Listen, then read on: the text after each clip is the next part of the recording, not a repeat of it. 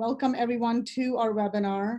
I want to remind everyone that whether you're a commercial company or currently supporting the government as a contractor in any sector, IT or otherwise, innovation is a key to survival, not just your growth, and tech transfer is another way to look at how you can grow and sustain the growth of your company.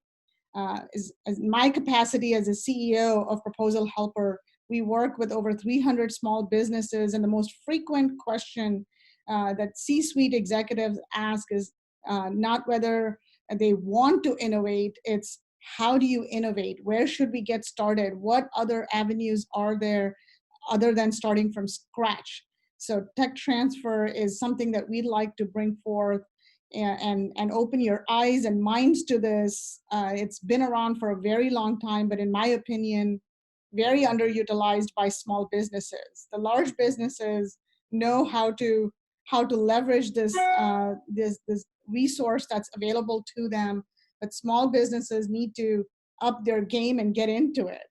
So with that, I'm going to again welcome everyone on behalf of the Asian American Chamber of Commerce. Just a quick plug-in for them, who they are. Asian American Chamber of Commerce is dedicated to improving the economic development of all companies, not just the Asian Pacific American, but all companies primarily focused on Virginia, DC, and Maryland. I am a board member of the Chamber, and I host these webinars for them. With that, I'm going to introduce our panelists today and then quickly turn it over so you can hear what you have joined to hear. Our first panelist and speaker is Mr. Paul Zielinski. He's the Executive Director of the Federal Laboratory Consortium for Technology Transfer, FLC. And he comes with incredible credentials. He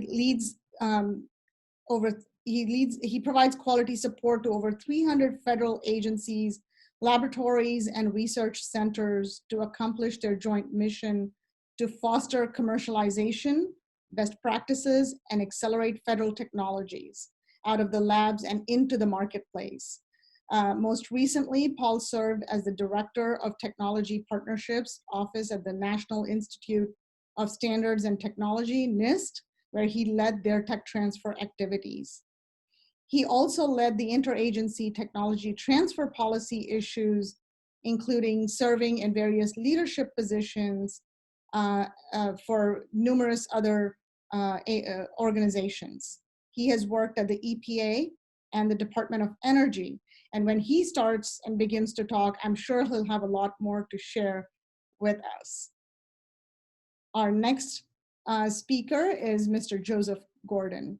Mr. Joseph Gordon is a director for the Air Force Technology Transfer and Transition Program. He's responsible for linking technology and the Air Force mission with the marketplace. He does that by ensuring that Air Force science and engineering activities are transferred or shared with state and local governments, academia, and most importantly for us, with the industry. He has a long accomplished career. I could not go through, I'd probably take up the entire webinar time talking about his credentials if I went through everything, but starting back in 1985 as a research student in the biomedical division at NASA, he is now the Director of Air Force Technology Transfer and Transition Program. He has received numerous Air Force and meritorious awards and recognitions for his contributions to the field of research. Our third panelist today is Mr. Darren Olkers. Mr. Darren Olkers is a business development and technology commercialization professional. He brings over 22 years of broad experience in Fortune 100 consultancy, university, international, and nonprofit settings. He's a certified licensing professional with more than 16 years of practice in intellectual property licensing and collaboration, research and development facilitation. And his efforts have resulted in more than $600 million of economic impact and creating over 2,200 jobs, or job years, I should say. Darren's licensing and collaboration endeavors have supported US, the United Kingdom and Saudi Arabian institutions across the fields as diverse as agriculture, biotechnology, and defense technologies. Super excited to hear from all three of you today. Before we hand off or begin the conversation on tech transfer, I want to remind all the participants that this webinar is for informational purposes only. None of this content is meant to provide any legal advice or opinions. We are recording this webinar. Q&A lines are open. So if you have Q&As or questions for the panelists, please submit them in the Q&A box and we'll try to answer them at the end of their presentations. So with that, I'm going to start here with our first presentation. Mr. Zelensky, over to you. If you will begin with an introduction. Great, well, thank you very much. Hopefully you can hear me now. And the slides are up very nicely, so thank you very much. As was said, my name is Paul Zelensky, and I'm currently the Executive Director at the Federal Lab Consortium for Technology Transfer. And really, I would love to take the opportunity to talk to you a little bit about technology transfer and what goes on at the federal laboratories and the ways that your business can actually take advantage of these different opportunities. As was already said, tech transfer has been a very important part of my career, and I've come up through several government agencies and worked at positions in all over the place, including at the White House, because this is one of those rare opportunities that when you look at it from up at the government-wide level, that you actually get very good bipartisan support. There's so many things we can disagree with, but this is one of these kind of issues that really cuts across all the different places because it's so fundamental. It's a matter of using your tax dollars in order to fund research at federal laboratories that really ultimately benefits the economy.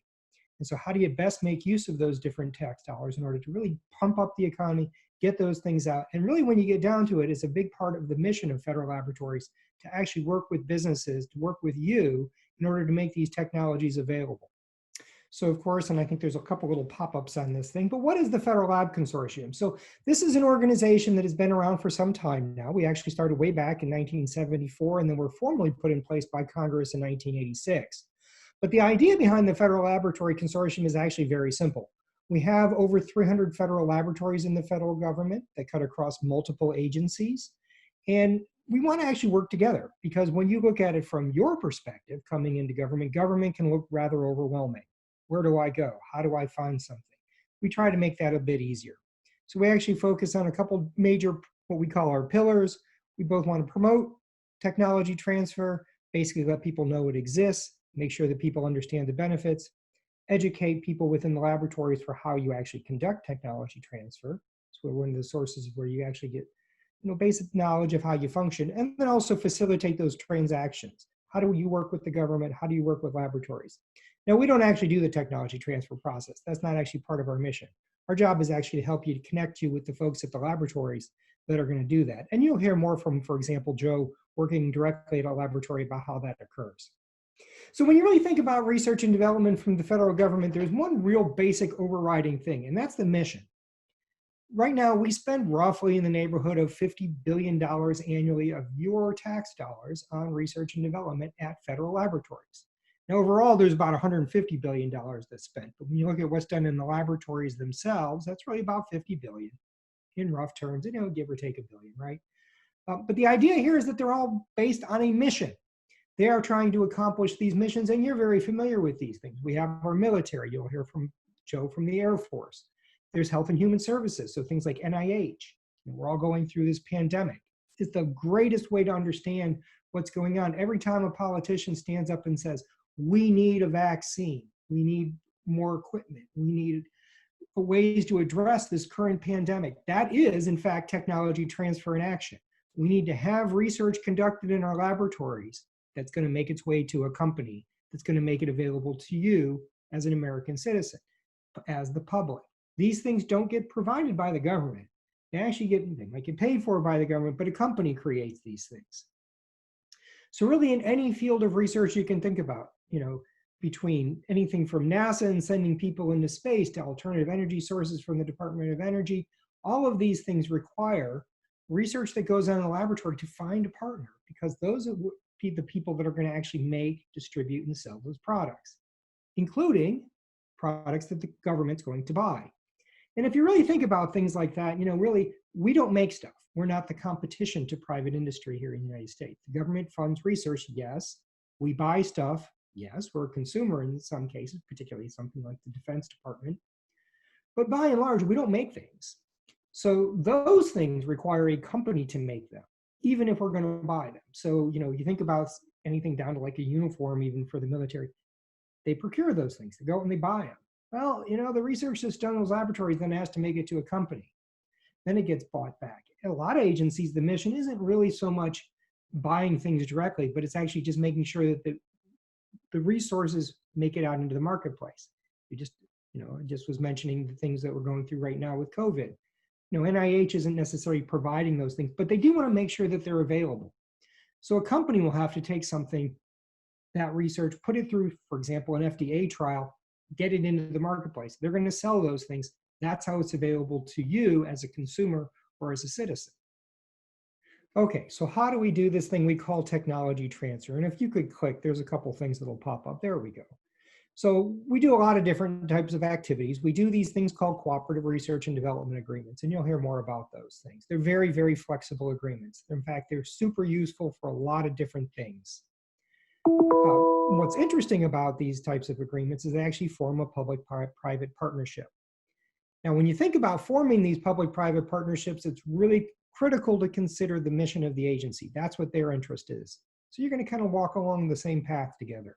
They're interested in developing something to achieve their mission. They understand and they accept, and it is actually in the law, that you're going to be working to develop a business opportunity. So you come together. You're going to do joint research. You're going to do some joint development type of activities. The expectation is, hopefully, the partner can do something that's going to put it into the marketplace. Like I said, also to make it available back to the government. Maybe you don't want to do research yourself. Maybe you're just looking for an opportunity. We also have things that are available for licensing. So you can look at the different technologies that are available for licensing, and you'll hear more about that, for example, from Dan when he does his talk. But there are opportunities that are out there for licensing. How do we get things back into the marketplace? Well, we can push things out through a license to you.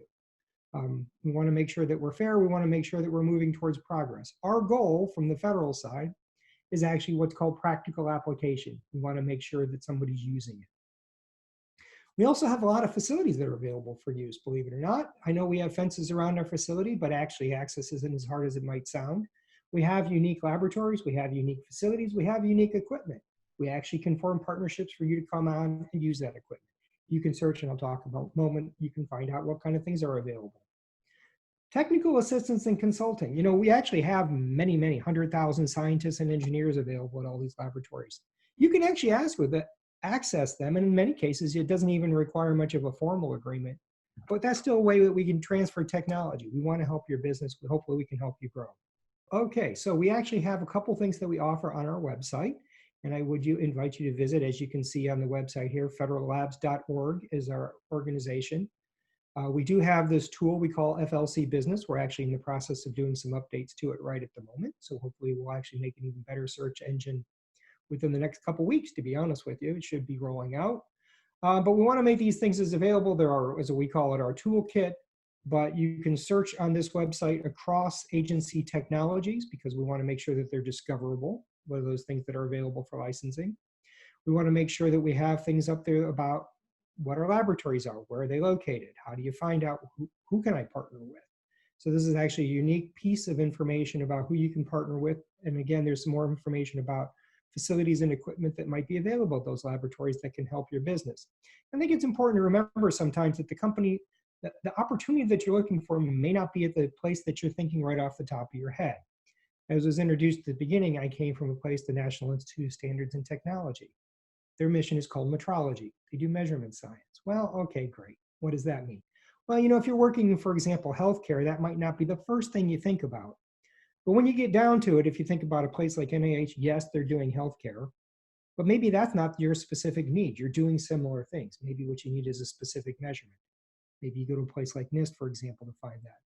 There's tons of healthcare that's done within the Department of Defense. There's tons of healthcare that's done within the Veterans Administration. It may not always be the first place that you think of when you think of government. And that's one of those reasons we want to make these resources available to you. Again, we can facilitate that. We can do a technology locator where we actually do hands-on helping people We try to put out best practices is what this playbook is about. And we also do a thing where we talk about what are the different mechanisms that are available at different agencies. Although I talk about some of the generic mechanisms, different agencies do have a couple unique authorities that sometimes are available to your business from just that particular agency, even though they generally have the same suite that most of us can do. So again, how do you go through this process? Think about what it is you need, not necessarily first of all what the government needs, but what is it that you need? What is it that you're trying to do? Hopefully find those resources that are available to you. We can work with you on what the right process is. You don't necessarily have to figure out the whole thing. We have contacts. We have a great network across the different agencies in this regard. We can hand you off to different people that can provide the assistance that you're looking for. But again, our goal is actually to try to get those technologies to you, to work with you to be a successful business.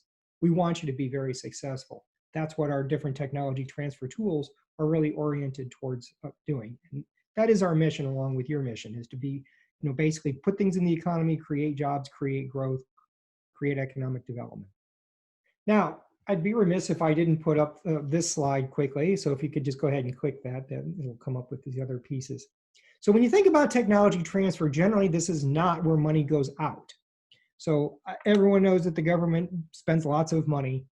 Technology transfer isn't the place to look for an opportunity to sell something. It's not the place to look for a government grant or something else. Okay, that's not really what we're talking about. We're actually talking about partnerships where we can work together with the research that's being done in the labs that can boost your business opportunity. If you are looking for federal opportunity, there's plenty of them, and I would really tell you to look at these sites. Grants.gov is where you can get really every federal grant. They post them all up there. This new version, it is a beta version, but sam.gov is where we're moving for all of the contract opportunities. Now, I'll tell you what's the difference between a grant and a contract. Grants is basically saying, for the good of the American people, not for something that the government is purchasing for itself, they will give a grant. It's a funding assistance opportunity for you to accomplish the mission. A contract is when the government's buying something for itself. It is doing a purchase. There is a deliverable to the government that's going to be under a contract. You'll find those at this sam.gov site. Interestingly enough, challenges, we do put out funding challenges, basically, and I know most people are familiar with something like the X Prize, which is not a government opportunity, but there's a lot of NASA challenges that people have seen that have actually grown into new industries. As we look at people launching civilian spacecraft nowadays, who would have thought? But these different challenges you can find on challenge.gov, they're all over the place. There are different funding levels. The biggest thing that I would caution you about with challenges is just remember, only the winners get paid. You don't get paid for entering the challenge. So, enter those at your own risk. And then finally, I do want to put in a quick plug, even though it is one of these things we work very closely with. It's not normally what you get from a tech transfer office, which is Small Business Innovation Research. You can find that at sbir.gov. You will see these within grants and contracts as well, because that's the mechanism, but I just point this out. It is an opportunity that's available only for small businesses. It is where the government gives assistance for small businesses to do research. And if you're not familiar with SBIR, please, by all means, do make yourself familiar with this. It is to your benefit. It is the best place to find non-dilutive funding from the government for small business research by far. So just a quick plug, I guess these aren't really what we're dealing with in tech transfer, but we do get a lot of questions about it, so I like to include the slide. So as I mentioned, COVID-19 has been a big problem. We're all aware of it. We do have a place where you can look at those different opportunities on our FLC website as well. As I said, it's one of those places that most people can really understand technology transfer and what that concept means. And as I say, as we talk about, we got to get things out there to the public. These things don't exist now. There's all sorts of different articles about what the labs are working on, how we're rolling out new equipment, new opportunities. There's different places about testing. We try to keep all of those up to date on our website on where you can find COVID-19 information. Again, this is about how we work with you to roll out new products. Again, if you have any questions, please contact us, support@federallabs.org. You can visit our website at federallabs.org. And of course, we're on all of the wonderful social media channels. And I would invite you to please work with us. We'd love to work with you. That is our mission. That is our goal. We want to help you out. And with that, let me turn it over to our next speaker. So thank you very much. I appreciate the opportunity to speak with you. Thank you. That was a lot of information packed in just a few slides. I appreciate that. So we are now going to move on from the across the federal labs, specifically to Mr. Joseph Gordon, and have him talk about the specific Air Force laboratory. Again, many thanks for the invitation. Again, I'm Joseph Gordon. I oversee the Air Force Technology Transfer and Transition Program. The big thing that we get quite a bit being in existence, a lot of times we talk to companies and they say, oh, we never knew about this. But it's been 40 years since the Bayh-Dole enactment has come out, into where they're making it possible for the government to share a lot of their research and solutions with the commercial sector.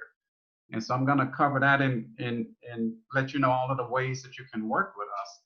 And so under tech transfer, we can actually work with everyone, and even at the international level. When we talk about technology transfer and transition within a DoD perspective, everyone within the Department of Defense, they're focused on that warfighter. How do I get new capabilities, transition to that warfighter? So we call that tech transition. And that will be what we will call a spin back in. But a lot of times we push stuff out to the companies, to academia, to all of our partners, and we would call that spin off. And then sometimes that same technology that we've made available will spin back in. So it's actually a loop process. We've got many success stories where we've done that. And again, we can work with any and everyone. Another point that I want to make is that Paul was talking about the 14 federal agencies. So within the Department of Defense, we're talking about an annual budget of over $700 billion per year.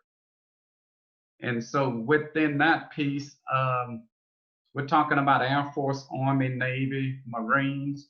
So when you start looking across the board, you can work with all of these groups along with all of the other agencies as well.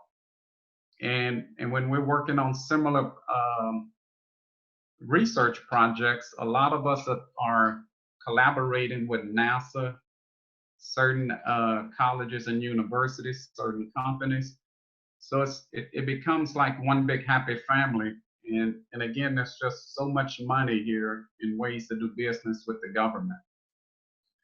And so within the Air Force, we have over 20,000 scientists and engineers. And so right now, I work within the Air Force Research Laboratory, and we have a $2.5 billion budget, and where we have basic research, munitions, information systems, we have human systems, aerospace systems, space, directed energy. We even have a manufacturing directorate and a sensors directorate as well. So again, there's all of these different parts and pieces and technologies and ways to work with us. So at the big DoD level, it goes beyond Air Force, Army, Navy, Marines, but there's also DoD components that help force integration across the services. Programs like DARPA. We have the Defense Health Agency. We have Defense Missile Agency. We have DTRA, which is Defense Threat Reduction Agency. And again, all of this is out there on the websites. And there's so many ways to work with us. And I'm gonna, this was just really to give you a snapshot of all of the different ways to work with us. Highlighted in the blue are the things that are done and collected in my shop for the Tech Transfer Office. But you can see at the very top, we have government-to-government alliances. We've talked about contracts. I think Paul even talked to you about grants. Most of our grants are in the Air Force Office of Scientific Research. But the biggest group that does grants in the government, I think, is NSF. I think they have a $6 billion budget for pushing money out to the colleges and universities. You see cooperative agreements. And then Paul also talked to you about making sure you understand what a SBIR, that stands for Small Business Innovative Research, and the other piece for that is the STTR. So within the Air Force, we have over an $800 million budget for the Silver Sitter program. And again, across all of those other agencies, they have those programs as well. And so for time's sake, I'm gonna hit those that's highlighted in the blue. I'm gonna go over those real quick. But the biggest thing here is that if you ever want to work with the government, you can come in at any of these levels. And so let me hit these with a quick highlight, and then I'm going to get off the stage. So the first one is what we call a CRADA, which is a Cooperative Research and Development Agreement. Again, these are very customized and flexible. And so really it's just a legal agreement between a federal and non-federal party. And again, this is the best way for you to leverage your resources. A lot of times we will start up a CRADA, and I just take turbine engines. We have a whole group that does turbine engines, but we also have groups in Pratt and Whitney, and then we may have universities that would approach us and say, hey, let's collaborate. Let's do this or that. And then if these relationships continue to mature and they want to share equipment or do research and development and to that type, then we decide to go into a CRADA with that entity. So when you look at the very bottom where it says who can partner, that's state, local government, businesses, public, private foundations, nonprofit, academia, even individuals. And then we also have CRADAs that are international. So that's everyone. Again, here are some of the biggest benefits of a CRADA, being able to share research and development facilities. And then the other one is having all of those contacts and relationships. And we're able to share intellectual property. We're able to put certain talents together. And so then we're talking about sparking innovation between the groups. And again, when you enter into a CRADA, everything is confidential. Okay, there are also some limited purpose or non-traditional CRADAs. The big one here is the NDA. Usually when we do a non-disclosure agreement, it's really for 1 year. And this is what we're talking about without compromising intellectual property. So it's quite often when someone will come talk to us and share their intellectual property with us, and we will make sure that that stays just within us. And the other one is the material transfer agreement. And this is what we're talking about. Someone makes a claim and say, hey, this material can do this and that. And we say, well, do you have the data? Sometimes they say no. We would say, hey, let's do a material transfer agreement. We will look at the material ourselves to see if some of the claims that you're making, if this is accurate or not. And so when we look at that, and we always, we give the results back to the collaborator. And then after that, there's no further collaboration that would take place. Either we decide to go into a contract or something else if we're still interested. But that's pretty much what a MTA is. For information transfer agreements, we're really talking about software. And again, this is under Title 10, and it allows transfer of government developed software to industry and academia for the use, use in government and commercial R&D. And also we do trade software with other government agencies, and we just usually do a simple MOU with them. So under the information transfer agreement, it does allow folks to evaluate and participate, in the development and application of software. And we have cases where they're able to help us develop code, and we continue to share that. But one of the things to be aware of is that everyone is granted non-exclusive and it's non-transferable rights to the software. And the company or entity cannot publish that software, and they cannot transfer it without the permission of the Air Force. And again, all of the programs that I'm talking about are within the Air Force, but the other services, Army, Navy, have similar programs as well. Okay, under the patent license agreements, this is where we take our grants. I'm sorry, excuse me. This is where we take our patents and make them available. And again, you can see the three types, exclusive, partially exclusive, and non-exclusive. And so Darren is gonna cover some of this in some of the things that TECHLINK does for us in this area. Okay, the next two charts, I'm gonna talk about a educational partnership agreement. Again, this is anywhere from K through 12, all the way up to a PhD level. And so the biggest benefits to the defense laboratories is having students to come in, and then we can look at a possible pool of students that we can hire. The other one was the increase the awareness and visibility of military developed technologies. And we also look at commercializing. The benefits to the educational institution is the biggest thing is they get to work on our equipment. They also get opportunities for their students and faculty to work in on a defense research project. And there's a lot of times where they say, well, we didn't know that this existed, and this is great. Now we get to know how we can focus on our classes on these research areas. Then it also improves the students' interest in a STEM-related field. And so the biggest thing here is we are able to loan laboratory equipment. There have been many times where we would transfer extra computers to the local school systems. And we can also make lab personnel available to teach and assist the development of courses and materials.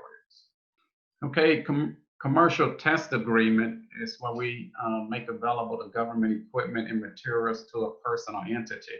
And again, it can only be for the use of research and development. And so again, it must be used on a non-interference basis. That pretty much just means that if we're gonna focus on the warfighter first and look at tech transition, if we're already gonna be using that facility or that material, we gotta make sure that that takes priority. So it can't interfere with any of our regular day-to-day work, and the testing may not constitute undue competition. So again, we're very careful with how we use these technology agreements, technology transfer agreements. And again, you can see the benefits. When people come and do a commercial test agreement, it actually helps broaden us with all of the unique research that is out there. And the other one is the test results are all confidential and would not be disclosed to outside the federal government. Because again, we have many cases where we will go and test stuff, and we may have NASA and other government agencies. We would share that information within the government, but we are not allowed to disclose that information outside the government. Okay, just quickly, when we're talking about a partnership intermediary, you're gonna hear Darren, he's gonna explain what he does.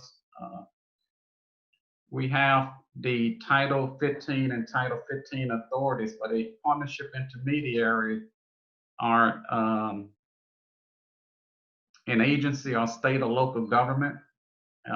They have to be nonprofit, and they usually help us and assist us with the counsel or evaluating research. They can help us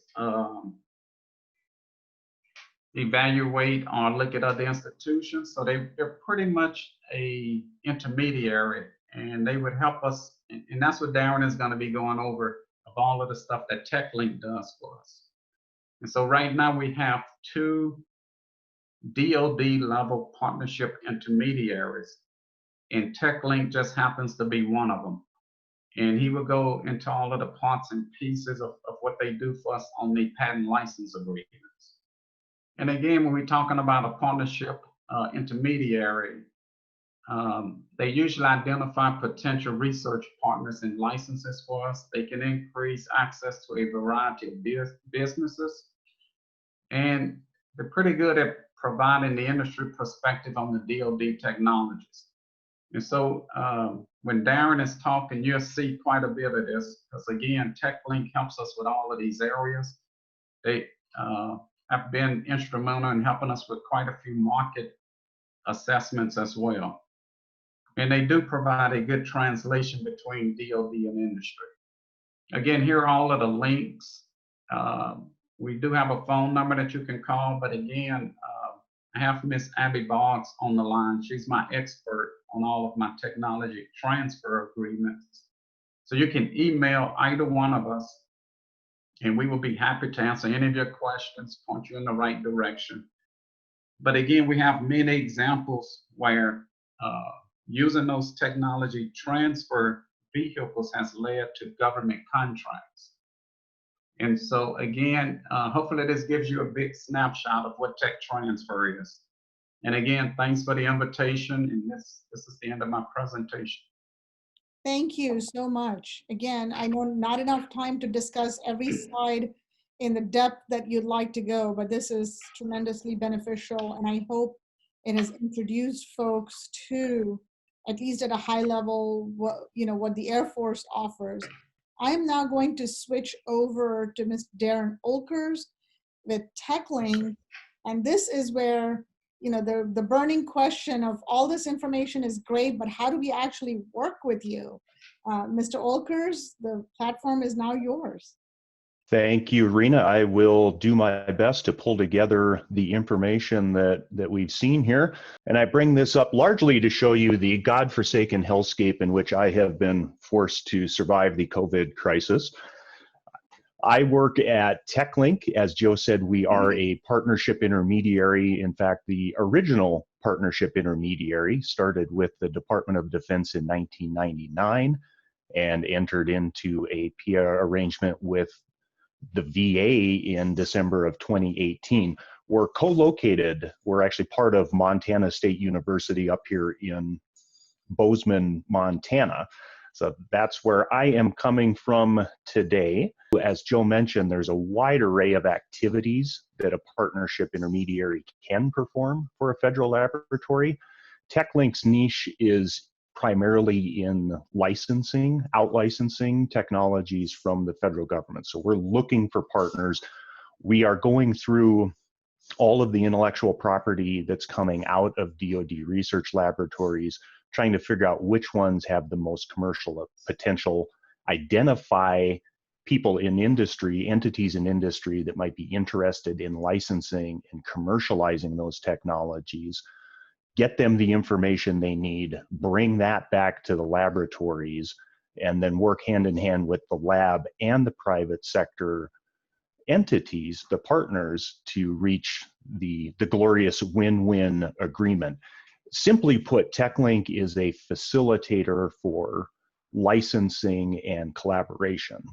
So this is the obligatory bragging slide that we use to stay in the good graces of our Department of Defense program managers, of which Joe Gordon is one of them. But also, I want you to look at this as really your opportunity. So TECHLINK alone has facilitated over 1,600 tech transfer agreements for more than 100 different DoD laboratories and organizations. So over 750 of those have been license agreements, and 90% of all of those agreements have been with small business. So when you're looking at the typically early stage research and innovations coming out of federal laboratories, small businesses are very much the sweet spot for picking that work up and taking it the next steps. We are going to get one of those slides. Every presentation has to have one that has way too much information for you to actually read. But that's actually the point of this slide, because these are just the Department of Defense laboratories and centers that are available for you to collaborate with. So with the DoD, you have the world's largest R&D organization, $15 to $20 billion of research going on in DoD laboratories, 600 to 700 patents issued or published per year. And we're not just talking about missiles and ships, we're looking at all manner of electronics, photonics and optics, communications, software of all make and model, biomedical, energy, advanced materials, and even things that are essentially camping gear that the warfighters are using. A major benefit for you is you're you are not starting from scratch with these innovations. The government has already invested research dollars and advanced them to stages that have greatly de-risked the opportunity. So that in and of itself is a way for you to get to market much more quickly, and leverage the benefits of all of these tax dollars that have been invested in research and development in our country. If we jump to the next slide, we can actually help quantify that. And this is really your opportunity. These are just Department of Defense economic impact figures from their licensing activities from 2000 to 2017. And we're looking at $27 billion of new products and services, $4.5 billion in sales to the military, $58 billion of total economic impact when you're looking at the multiplier effects and how a dollar works its way through an economy. And this is just from the Department of Defense. Over 200,000 jobs created or sustained. So there are definite opportunities in licensing technologies from the Department of Defense and going forth and doing amazing things with them economically. The next slide gives you another resource. Paul has shared the FLC website, which is a great gateway into all of the federal laboratories, their capabilities, some of the cool advances and work that's going on there. If you want to drill more specifically into the Department of Defense and the VA, please visit techlinkcenter.org, our website, where we have all of the DoD and VA patents, as well as a large number of other unpatented inventions, software being a common category that fits there. We also have technology overviews and news articles going into greater detail on many of the innovations. We just launched our latest version of our website within the last couple months, vastly improved. You can see the icons to the side of the screen. Those are categorizing some of the different technologies. But one of the biggest improvements was a new and much more powerful search engine. So if you are looking for technologies in the DoD or VA, techlinkcenter.org is your resource to help find those. You can see what it looks like to work with TECHLINK to access the DoD and VA facilities. So we've put the information out there to help make the business case. We are communicating back and forth between you and the laboratory to set expectations. We help you with the paperwork because this is a government. There will be paperwork, but it need not be daunting.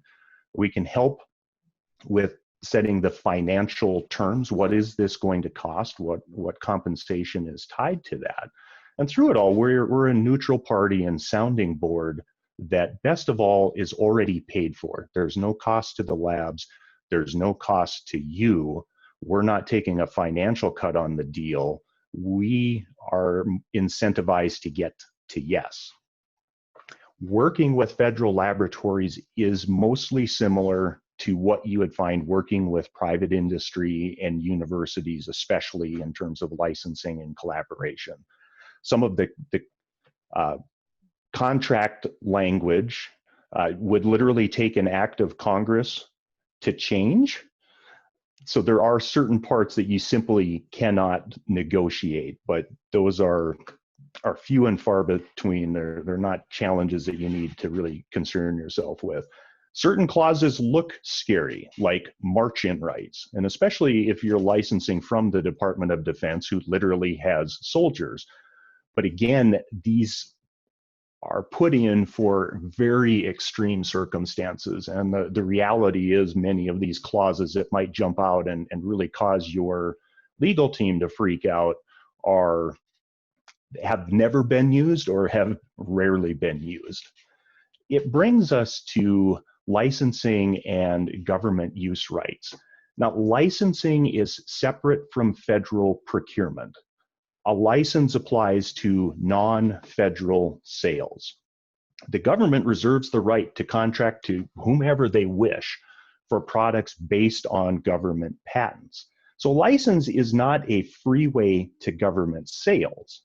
However, this needn't be viewed in a negative light. All right, first of all, the goal here, the primary goal of the government in most aspects, is the non-government sales. They want to develop these commercial markets.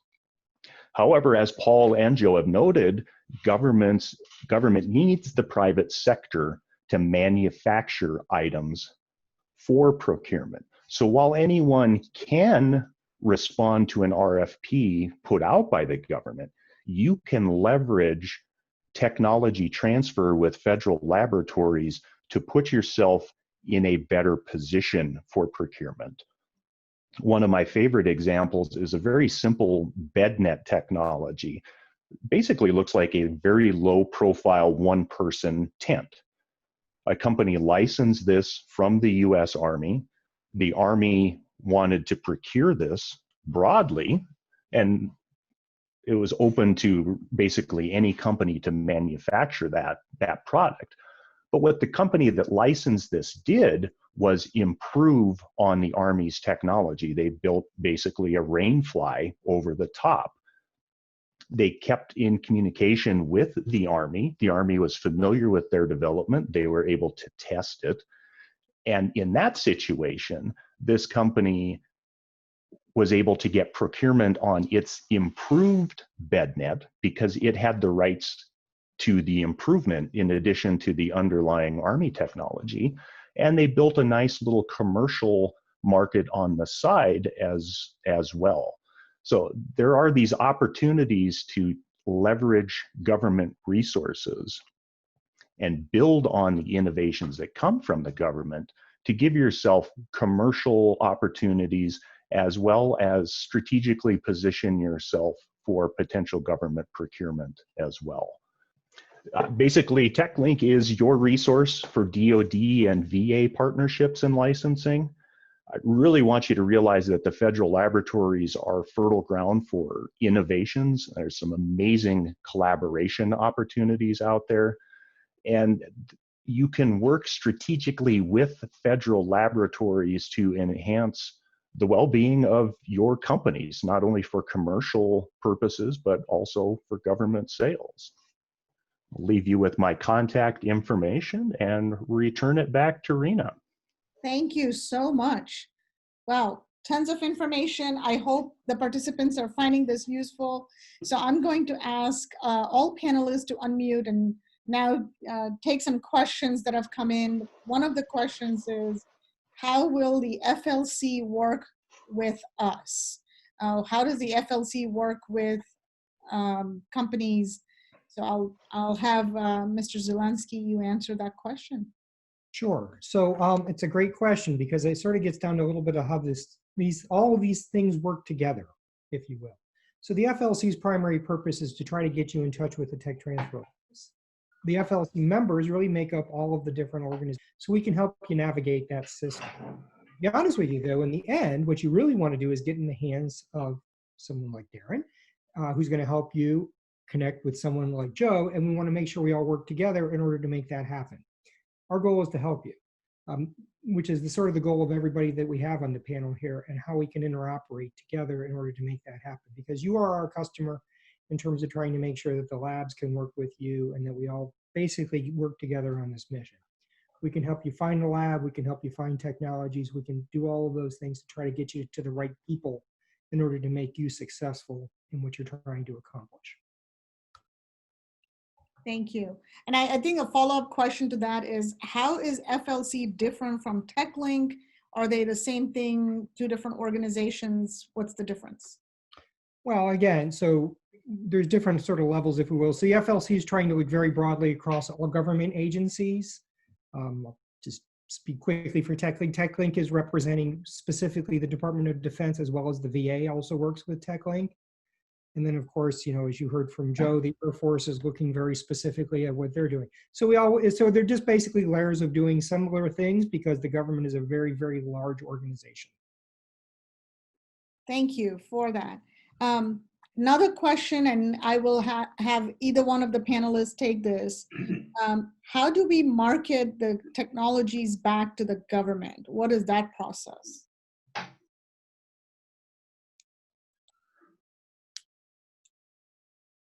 Darren or Paul? Yeah, I'll take a shot at this. Most of my work is outward facing, so we're trying to get technologies out of the Department of Defense.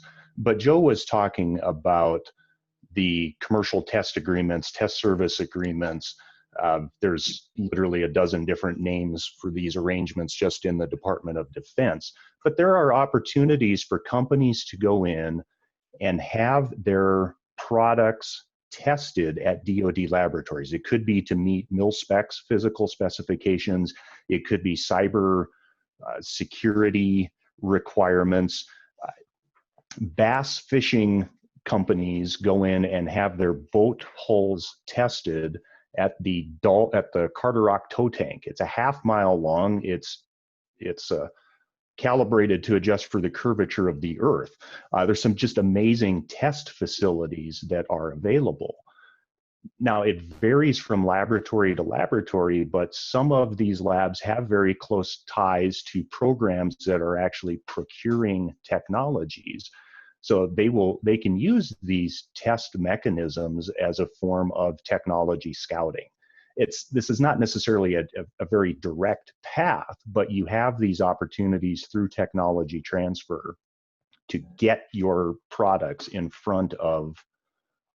potentially in front of the right people inside of DoD.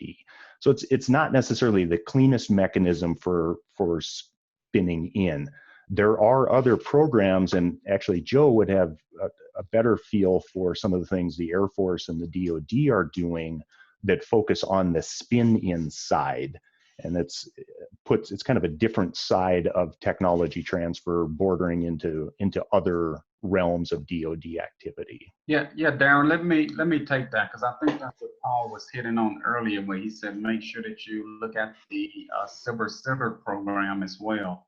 And so, if you have a new device or new invention, and if you think that we can use that for a military utility, you can compete in those. Last year, the Air Force went to what they called a pitch day for the Small Business Innovative Research Program. And I think they were writing checks right there on the spot for $50,000 for great ideas. And so it should be Air Force, I don't know if you can Google this, but it should be on the pitch day. So there's quite a few collider events that we do as well. And there's quite a few where we talk about looking at a specific problem, and does anybody have a way to do that? There's also the DARPA challenge. There's so many of these collider events that are going on across the entire Department of Defense that you can tag to, or if you have a new way of doing something. And we are looking and listening. And plus, just across the entire Department of Defense, we have quite a few tech scouts as well, because they're looking and watching of what's out there that we can pull back into the Department of Defense. So hopefully that answered the question. And Paul, you had mentioned there was a website for the prize challenges. I think that would fit into this. And I agree. So if you go to if you want to sell a product, really, you do want to be very familiar with the grants and that SAM website and the challenge website, because that's really where you're going to find those opportunities for you to advance your product. And again, SBIR, you can find in those others, but it is a very special opportunity for small business. Yep. As a follow-on question to that, that the companies who go through this are not limited to commercializing and selling back to the government. They can sell to the commercial market as well. Is that correct? Oh, absolutely, yes. I mean, that is the intent in a lot of cases. I mean, defense is unique because they have such a need to bring on stuff for the warfighter. But when you look in generic terms, the goal is to get it to a company and then they can sell it broadly. And there's many dual-use products, by the way. I mean, there's many things that are used for military applications and civilian applications, and that's part of the idea as well.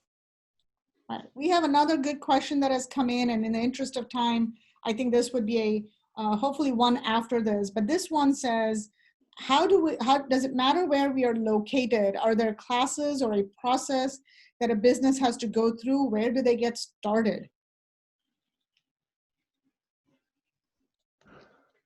So the nice thing about technology transfer is it's incredibly flexible. The labs have the freedom to work with the partners they want. So it's, in a lot of ways, it's the exact opposite of the federal procurement process, which is incredibly rigid and rule bound. Technology transfer has vastly more freedom.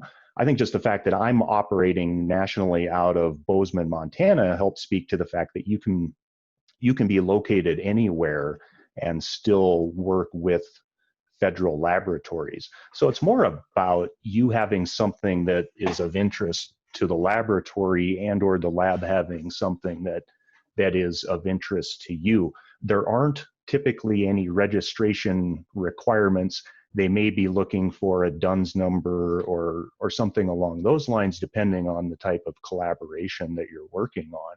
But in general, it's a very open framework that is accessible to everyone from student startups to the largest multinational corporations that you can imagine. Right. Paul or Joe, either one of you want to add to that?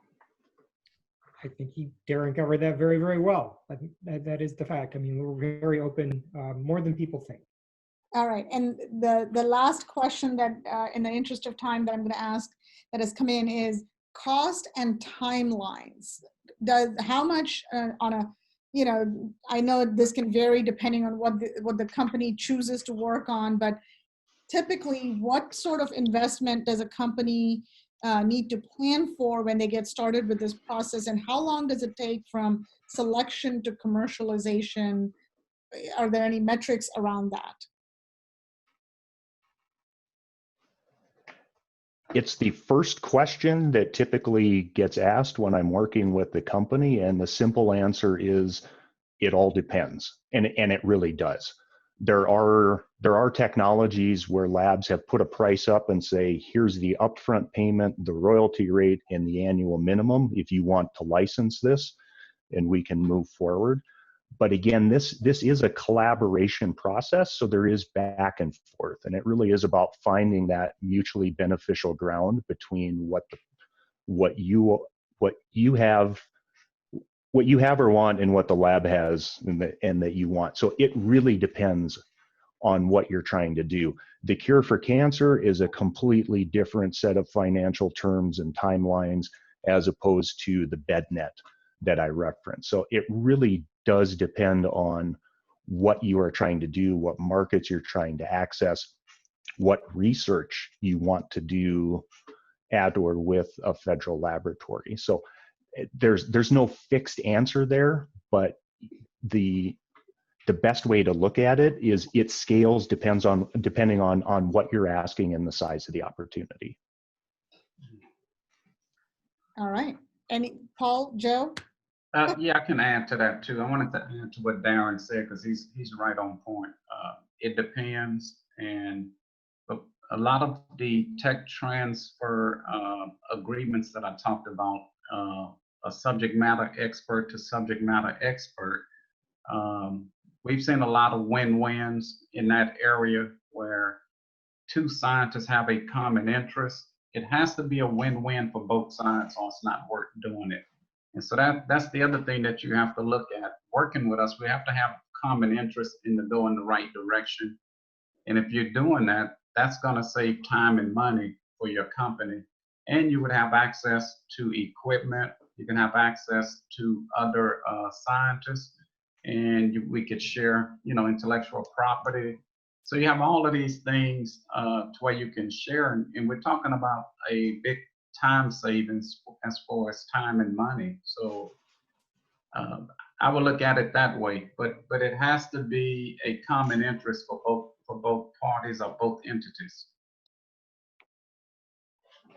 We'll wrap this up. There are a few other questions that have come in, but I do want to be respectful of your time. Again, thank you so much for rapid rounds of information here. I know we can spend hours talking about this.